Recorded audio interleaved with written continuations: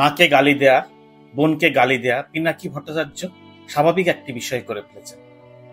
তার গালির ধরনগুলো মায়ের ভাতার, বোনের ভাতার এসব গালি তো নিয়মিত দিচ্ছেনই। কেউ একটু সমালোচনা করলে তাকে যাচ্ছে তাই ভাবে গালি দিচ্ছেন। কুন্দে আঙ্গুল দেওয়া, হোগা, গোয়া, ভাতার, নাং এই শব্দগুলো সামাজিক যোগাযোগ মাধ্যমে আমরা ব্যবহার করতাম না, এগুলো করতাম না এবং করা যায়ও না।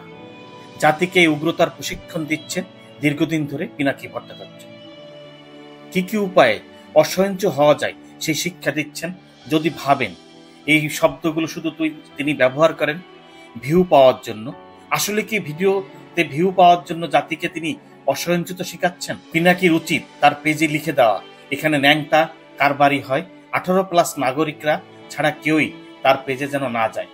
উলঙ্গপানা, বেহায়াপানা, উন্মুক্ত গালিগালাজ এর একটি আসর বসিয়েছেন সামাজিক যোগাযোগ মাধ্যমে পিনাকি ভট্টাচার্য। পিনাকিকে বলবো, সামাজিক দায়বদ্ধতা, নৈতিকতা, মূল্যবোধ এই বিষয়গুলো তিনি মাথায় রাখেন। মানুষের তো কয় আপনি গালি দেন কেন, হুমকি দেন কেন? আমি না আমার গালির জন্য নাকি আমার ভিডিও দেখা যায় না পরিবার নিয়ে। তো দেখেছেন তো বাংলাদেশে তো গালি না দিলে কোনো কাজ হয় না, মাইক দিতে হয়, সরস মরস করে মাইক দিবেন, দেখবেন যে ঠিক কাম হয়ে গেছে। বুঝছাও, বাংলাদেশে না 2 হাত চালাইবেন, 2 পা চালাবেন, মুখ চালাবেন তার সাথে, দেখবেন সব কাজ হয়ে গেছে। বুঝছাও, এটা হচ্ছে বাংলাদেশ। আর সুশীলের মাইক দেখ গালি টালির খুবই ভয় পায়, ডরায়। তো আমি কেন এটা ইউজ করবো না, করবো তো।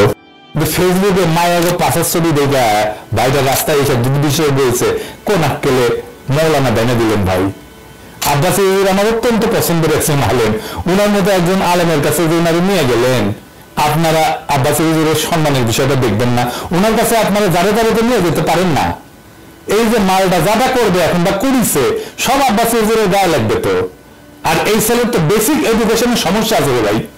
এরকম দামদা বয়সে মাদ্রাসা এডুকেটেড একজন কি এইভাবে কথা বলে? দুধ এইভাবে কথা বলে? ফেসবুকে সানি লিওনকে ফলো করে আর এই পাশাওয়ালা মায়াসের ছবি ফলো করে না তো। তাহলে কারে আপনি হিরো বানাইলেন? উনি আস্তিক হয়েছেন নাস্তিক থেকে, নিজেই বলেন। কিন্তু জৈনক রাশেদ খান নামের এক ব্যক্তি প্রশ্নে উঠে আসে, তিনি হিন্দু ছিলেন, হিন্দুই আছেন। হিন্দু থাকাটা আমাদের কারোই মোটেই সমস্যা না, যেহেতু আমরা সেকুলার একটি দেশে বাস করি। মুসলিম হবার ভান করে মুসলিমদের ব্রেইন ওয়াশ করাটা সমস্যা। আমাদের নারীদের নিয়ে তার একটি অশ্রাব্য লেখা তিনি শেষ করেছেন আলহামদুলিল্লাহ বলে। কেন তিনি জয় শ্রীরাম বলে শেষ করতে পারতেন না? একটা নোংরা লেখায় আলহামদুলিল্লাহ কেন লিখতেন? আরেকটি মাদ্রাসায় দেখলাম ওনাকে বক্তব্য দেওয়ার সুযোগ দিচ্ছে।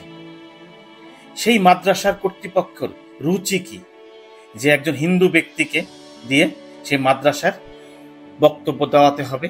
এরকম অশ্লীল ন্যাংটা ছবি বের হওয়া, মাকে নিয়ে গালি দেয় সবসময়, তাকে মাদ্রাসার অনুষ্ঠানে ভিডিও কলে বক্তব্য দিতে হবে? আমাদের মেধা, মনন, আমাদের শিক্ষা কোথায় গিয়েছে? আমরা কি পিনাকির কাছে সেগুলো সব বর্গা দিয়ে রেখেছি নাকি? যাকে তিনি নিজের বাসার মা বোনের সামনে নেওয়া যাবে না, যে বিষয়গুলো বাসার মা বোনের সামনে নেওয়া যাবে না, তার ন্যাংটা ছবিগুলোর বিবেচনায় তাকে মাদ্রাসার মতন পবিত্র জায়গায় কর্মসূচিতে ভিডিও বক্তব্য দিতে যুক্ত করেছে ভাবা যায়? আমি জানি না তার সন্তান, বউ, মা তারা কি করে, তারা কি ভাবে, তারা কি চিন্তা করে এই নোংরা বিষয়গুলো নিয়ে। তার দাদা গৌতম সে কিভাবে দেখেন, তার পরামর্শ নিয়ে সে কি চলে? মিলিটারি ইন্টেলিজেন্স বাংলাদেশে যা যা ঘটতেছে আর যা যা ঘটবে কিছুদিনের মধ্যে তার বেশিরভাগই করতেছে এই মিলিটারি। নাকি তারা এগুলোকে বাহাবা দেয় আভ্যন্তরীণ পরিবেশে?